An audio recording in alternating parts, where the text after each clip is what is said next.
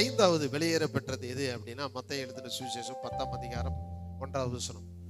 அப்பொழுது அவர் தம்முடைய 12 சீஷர்களையும் தம்மிடத்தில் வரவழைத்து அசுத்த ஆவிகளை துரத்தவும் சகல வியாதிகளையும் சகல நோய்களையும் நீக்கவும் அவர்களுக்கு அதிகாரம் கொடுத்தார்.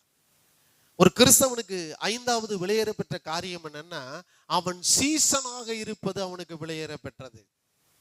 விசுவாசி இல்ல.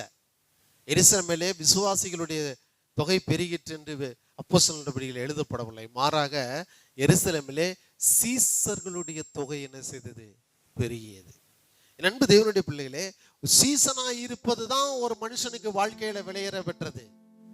சீசனுக்கு தான் இயேசு கிறிஸ்து அதிகாரத்தை கொடுத்தாரு. யாருக்கு அதிகாரம் கொடுத்தாரு? வாசிங்க, மத்தேயு 10:42 சொல்ற 10:1. அப்பொழுது அவர் தம்முடைய 12 சீசர்களையும் தன்னிடத்தில் அழைத்து அசுத்தாவிகளை துரத்தவும் சகல வியாதிகளையும் சகல நோய்களையும் நீக்கவும் அவர்களுக்கு என்ன செய்தாரு? அதிகாரம்.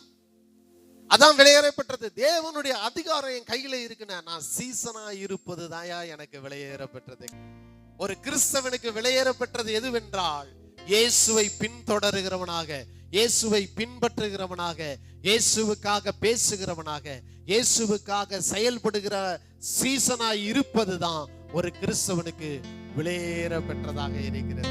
10:42 சொல்றாரு, சீசன் என்னும் நாமத்தின் நிமித்தம் இந்த சிறியரில் ஒருவனுக்கு ஒரு கலசம் தண்ணீருக்கு மாத்திரம் குடிக்க கொடுக்கிறவனும் தன் பலனை அடையாம இருப்பான். பாருங்க, சீசன் எவ்வளவு ஹானர் பண்றா பாருங்க. அந்த சீசன் ஒருத்தன் ஃபாலோ பண்றான்னா அவனுக்கு ஒரு தண்ணி கொடுத்தா கூட கொடுக்குறவங்களுக்கு அவ்வளவு ஆசீர்வாதமா. சீசனா இருப்பதுதான் விளையாடப்பட்டு. புரிந்துக்கங்க தேவப்பிள்ளைய, விசுவாசியா இருக்காத நீயே. விசுவாசியா இருந்து விசுவாசத்திலையும் இல்லாம அவிசுவாசத்திலையும் இல்லாம போராடிக்கிட்டு இருக்காங்க. சீசனாக வாருங்கள்.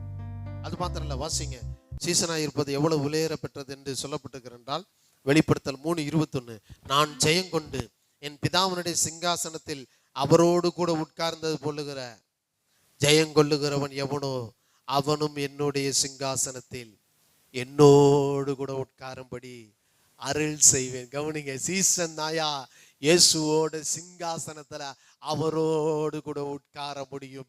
அங்க போனா இயேசுவை பின்பற்றுகிற சீசனாய் இருப்பாய் என்றால் அவரோடு கூட சிங்காசனத்தை விட்டிருப்பீர்கள்.